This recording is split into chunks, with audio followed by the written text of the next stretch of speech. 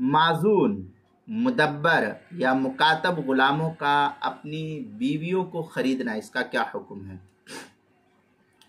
चुनांचे अगर गुलाम माजून हो, जैसे जिसे आका ने तिजारत की आज़ादी दे रखी है, या गुलाम मुदब्बर हो, यानी मुदब्बर जिसको आका ने अपने मरने के बाद आज़ाद होने की वसीयत कर रखी है, या मुकातब हो, यानी वो गुलाम जिससे आका ने एक ख़ास रकम देने पर आज़ाद करने का मामला कर रखा हो।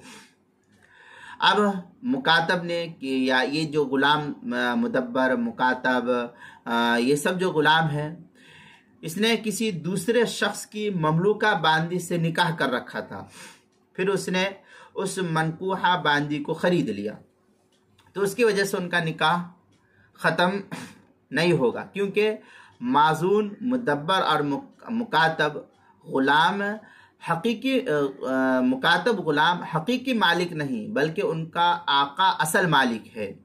चुनांचे ये उनका निकाह आपस में ख़त्म नहीं होगा।